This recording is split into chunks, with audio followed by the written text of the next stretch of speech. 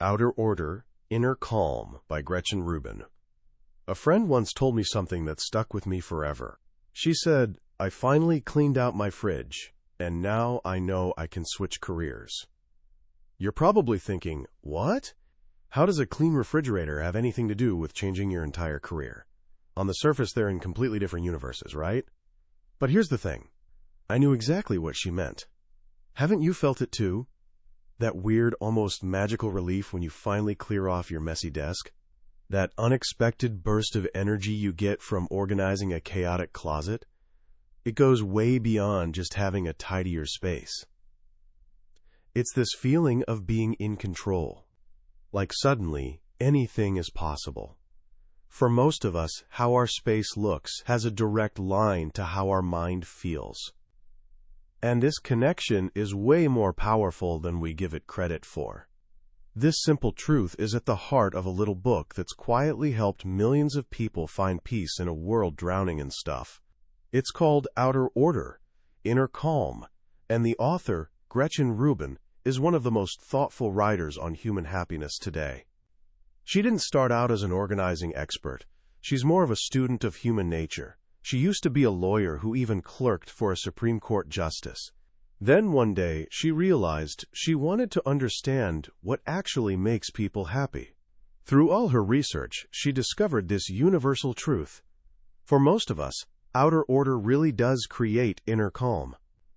This isn't about becoming some extreme minimalist who only owns 3 shirts. It's not about color-coding your entire bookshelf or buying a bunch of expensive storage containers. It's about something deeper. It's about how getting a handle on our physical stuff makes more room for happiness in our lives. So today, we're going to explore that idea together. By the end, you'll understand the hidden psychology behind why we hold on to clutter, and you'll have a practical roadmap for creating a space that doesn't just look better, but actually feels better. A space that energizes you instead of draining you, one that brings clarity instead of chaos. This is way more than just a cleaning guide. This is about finding the peace that's been hiding under that pile of papers on your desk this whole time. Let's kick things off with a question. Why should we even care about outer order? With all the big, serious problems in the world, isn't worrying about a messy room kind of trivial? It's a fair question. But here's what Gretchen Rubin discovered. The small, manageable battles we win often give us the strength to face the bigger ones. Think about it like this. When you walk into a room and see chaos everywhere, piles of laundry, stacks of paper, things just sitting around with no home, your mind registers all of that as unfinished business. Every single object becomes this tiny, nagging voice in the back of your head. You should deal with me. Don't forget about me. Why haven't you put me away? Whether you realize it or not, your brain is burning energy, just processing all that visual noise. It creates this low-grade, constant feeling of being overwhelmed and unsettled. But when you walk into an orderly space, your mind goes quiet. There are no demands, just peace. You're free to think, create, or actually relax. This is the first promise of outer order. It saves your mental energy. You're not wasting time hunting for your keys, your phone, or that one important piece of paper. You're not losing bits of your life to tiny, annoying chores. You gain a real sense of control over your life because you've taken control of your immediate environment. And this feeling ripples outward. It helps your relationships because you're not fighting about who made what mess. It creates an actual sanctuary, a place where you can truly rest, because your home isn't just another source of stress and to-do lists. It even reduces guilt. That guilt about things you bought but never used, projects you started but never finished. And maybe most powerful of all, it creates this sense of possibility. When the physical clutter disappears, you feel mentally lighter, renewed. Like my friend with her clean fridge, you suddenly feel like you can tackle anything. If the benefits are so clear, why do we let clutter pile up in the first place? Why is letting go so hard? It's because every piece of clutter tells a story, and to get rid of the clutter, we have to face that story head on. Maybe some of these sound familiar. You look at an old gadget and think, this thing could be so useful someday. That's the story of unrealized potential. You see a shirt that doesn't fit and say, I could get this altered, or I'll wear it when I lose 10 pounds. That's the story of your imagined future self. You spot a gift you never liked and reason, I need to keep this to respect the person who gave it to me. That's the story of guilt and obligation. Or maybe it's that box of craft supplies for a project you were once excited about. When I have time, I could do something really cool with this. The story of abandoned dreams. Sometimes the story is about the past. An old toy reminds you of childhood. A stack of college textbooks reminds you of who you used to be. And sometimes, the story is simply, I'm too tired and overwhelmed to make a decision about this right now. That's the story of pure exhaustion. Every single one of us has these piles of stories sitting in our rooms, closets, and garages. And the first step to clearing clutter isn't to rush out and buy organizing bins. In fact, Rubin gives us this powerful starting point. Don't get organized, get rid of stuff. You can't organize clutter, you can only shuffle it around. The real work, the crucial first step is making choices. This is where the process becomes an exercise in knowing yourself. As you pick up each object, you're not just deciding what to do with it. You're deciding what role it plays in your life. To help, Rubin offers 3 simple but profound questions to ask about everything you own. Do I need it? Do I love it? Do I use it? Notice the balance here. It's not just about cold utility. You might not use a beautiful painting every day, but you love it. It stays. You might not love your fire extinguisher, but you definitely need it. It stays. You might not have deep feelings about your toothbrush, but you use it twice a day. It stays. But if the answer to all 3 questions is no, then it's time to let it go. It's served its purpose, and keeping it around is only taking up space, both physical space on your shelf and mental space in your mind. Of course, knowing you should get rid of something and actually doing it are 2 very different things. Our brains have these little traps that make letting go really difficult. One of the strongest is something psychologists call the endowment effect. This is the weird quirk where we value things more just because we own them. Ever gotten a free t-shirt from some event? You probably wouldn't have paid even $1 for it in a store. But once it's in your drawer, getting rid of it feels like a loss. It's yours. To fight this, ask yourself, if I didn't already own this, and I saw it in a store today, would I buy it? If the answer is no, you're only keeping it because of the endowment effect. Related to this is what Rubin calls the duration effect. The longer you've owned something, the harder it is to part with, even if you've literally never used it. That ugly vase from your wedding 10 years ago? It's become part of the furniture, part of your story. It's way easier to toss an unwanted item quickly before it has time to put down roots in your home and your head. So how do you actually get started? The thought of tackling your whole room can feel paralyzing. The secret is to start small and have a plan. First, prepare yourself. Clearing clutter is surprisingly exhausting. It's a marathon of constant decision-making. So don't try to do it when you're hungry, tired, or rushed. Put on some music, grab a nice drink, and treat it like a real project. Next, identify your beneficiaries. It's so much easier to let things go when you can vividly imagine them being useful to someone else. Before you start, find a local charity that takes books, a shelter that needs clothes, or a young family that could use your old furniture.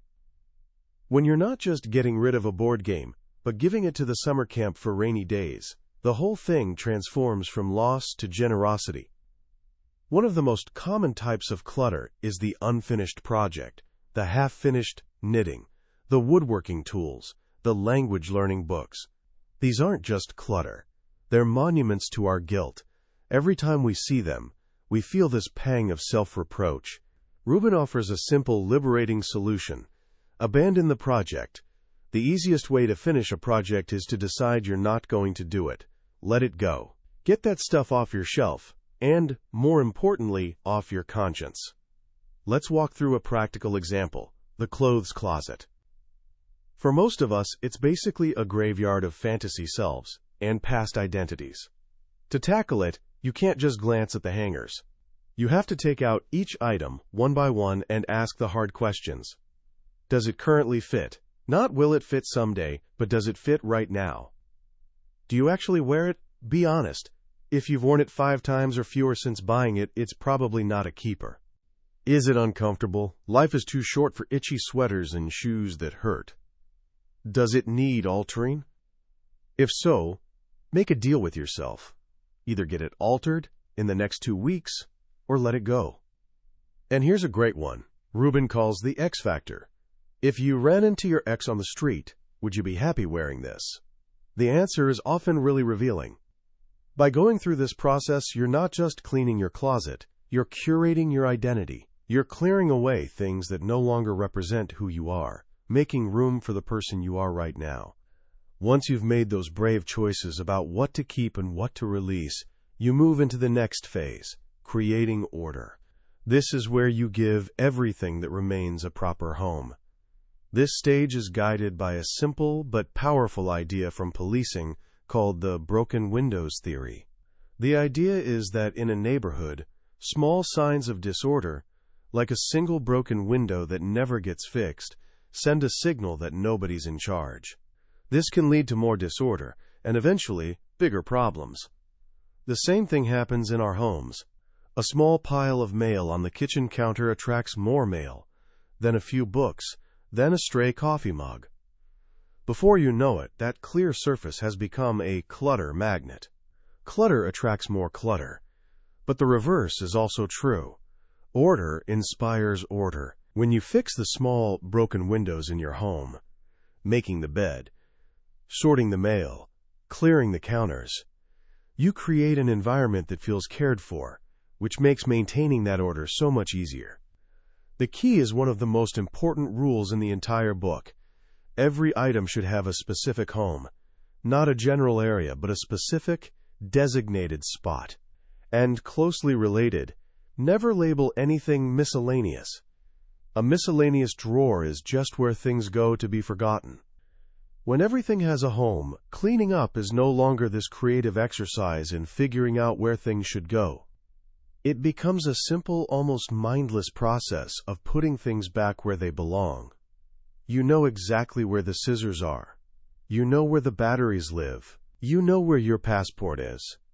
This simple system eliminates countless moments of daily frustration. But what if you live with other people who, let's say, have a very different tolerance for clutter? This is a huge source of friction in families and with roommates. Rubin suggests a wonderfully practical solution: create holding bins. If your spouse or kid tends to leave their stuff scattered around the common areas, have a designated basket for each person. Instead of nagging or spending your time putting their things away in places you might not even know, you simply gather their stray items and put them in their bin. The mess is gone from the shared space, and they know exactly where to find their stuff. It's a simple system that can save a ton of arguments. Now you might be thinking, this sounds great, but I know myself. I'll spend a whole weekend getting everything perfect, and in 2 weeks it'll be a disaster again. This is a fear everyone has, and it brings us to the most crucial part of maintaining a peaceful space: building helpful habits. The goal isn't to become this tidying robot who's constantly cleaning. The goal is to build small, automatic routines that prevent clutter from piling up in the first place. It's way easier to keep up than to catch up. And the most powerful, life-changing habit in this book is the 1-minute rule. It's exactly what it sounds like. Do any task that can be finished in less than 1 minute without delay. Hang up your coat the moment you walk in. 10 seconds. Read a piece of mail and immediately toss it or file it. 20 seconds. Put a dish directly into the dishwasher instead of the sink. 15 seconds. Wipe down the counter after making a sandwich. 30 seconds. Individually, these actions seem trivial, but compounded over a day, a week, a year, they're the difference between a perpetually tidy home and one that's always on the edge of chaos. The 1-minute rule is your ultimate weapon against procrastination.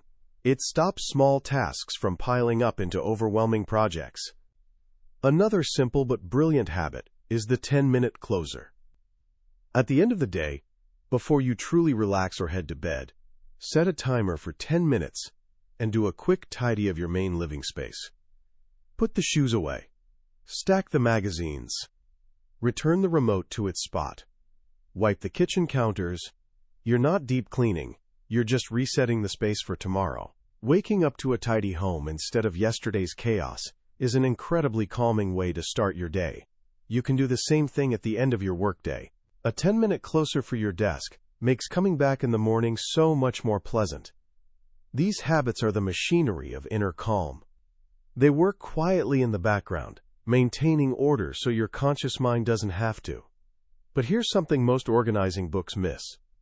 The systems and habits that work for one person might totally fail for another. And that's why the next step is to know yourself. Are you a marathoner or a sprinter when it comes to projects? A marathoner prefers doing a little bit every day, like 30 minutes of decluttering each evening. The thought of a huge, all-day project stresses them out. A sprinter, on the other hand, thrives on that intense burst of energy.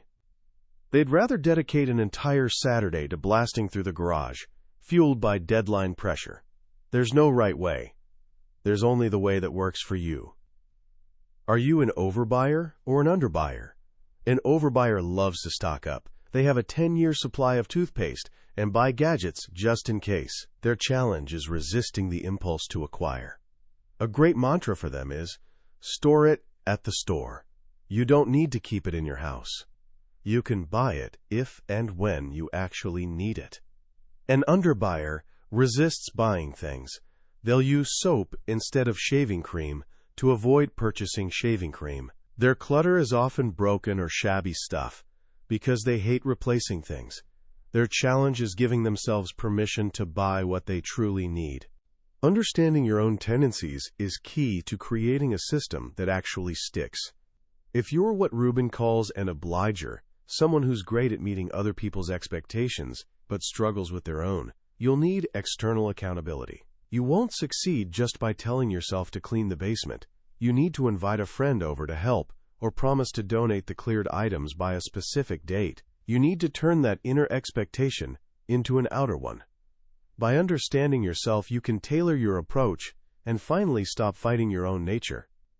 This brings us to the final and maybe most enjoyable stage: add beauty. The point of all this isn't to have some tidy, sterile, empty space. It's to create an environment you actually love, a place that feels like a true reflection of you. Once the clutter is gone, you can finally see the beauty in what remains. This is the time to spend out. So many of us save our best things for special occasions that never come: the beautiful stationery, the fancy candles, the good china. Rubin encourages us to use them now. Enjoy them. Their purpose is bringing you pleasure, not gathering dust in a cabinet. Using your best things is an act of gratitude for your own daily life. This is also where you curate your space to tell your story. Arrange your favorite objects on a tray. A simple tray has this magical ability to make random items look intentional and beautiful. Bring nature inside. A few shells, a branch, a bowl of pine cones. Create a seasonal photo gallery, swapping pictures so you see them with fresh eyes. Think about adding a touch of luxury. This doesn't have to be expensive. It could be a set of beautifully designed pens for your desk, or a single, high-quality chef's knife that makes cooking a joy.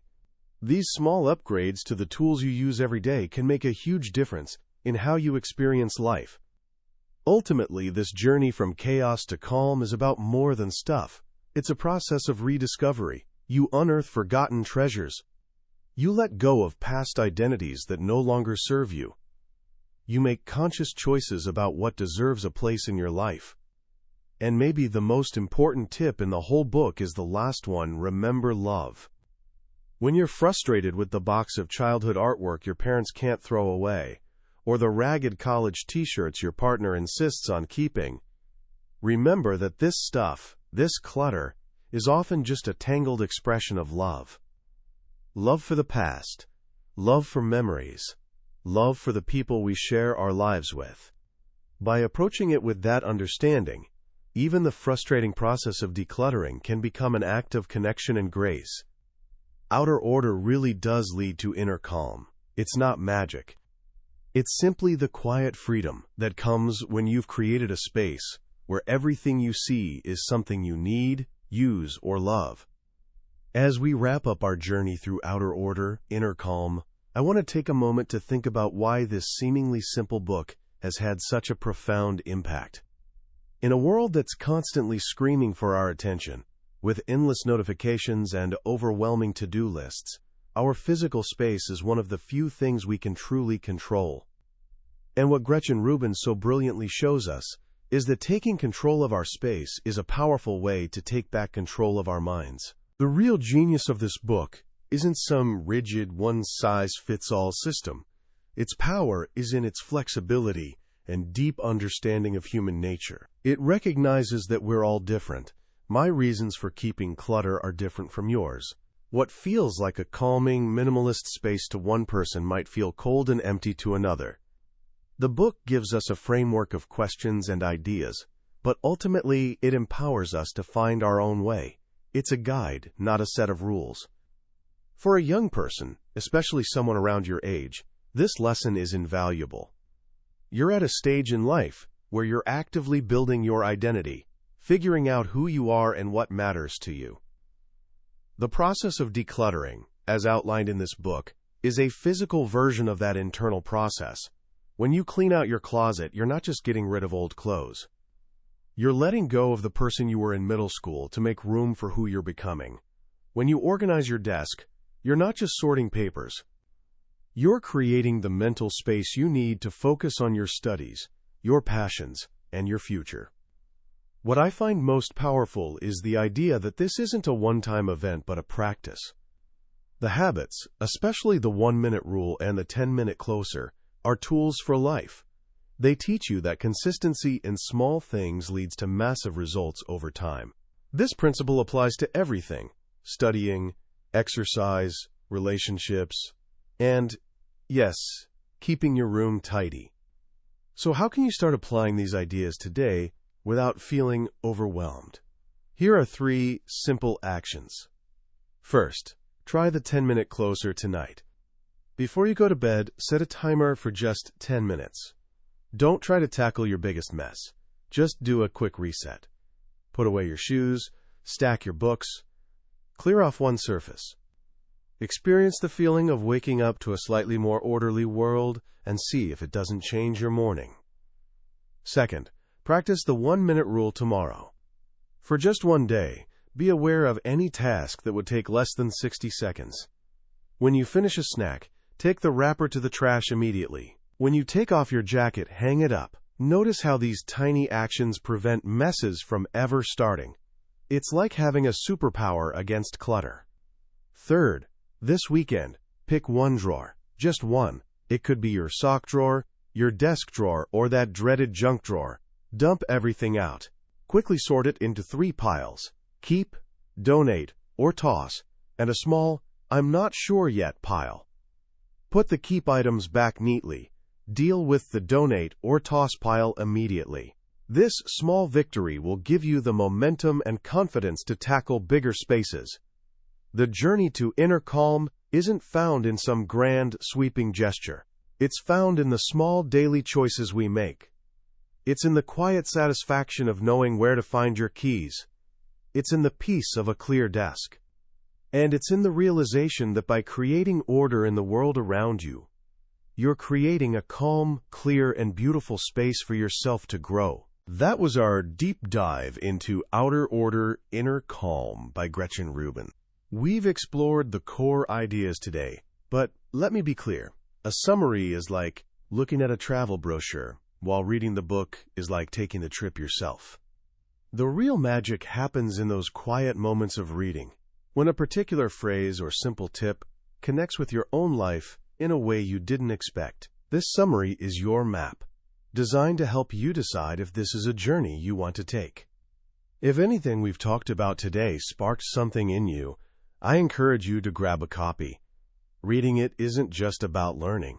It's an experience that can genuinely bring more peace and clarity to your daily life. The link to the book is in the description below.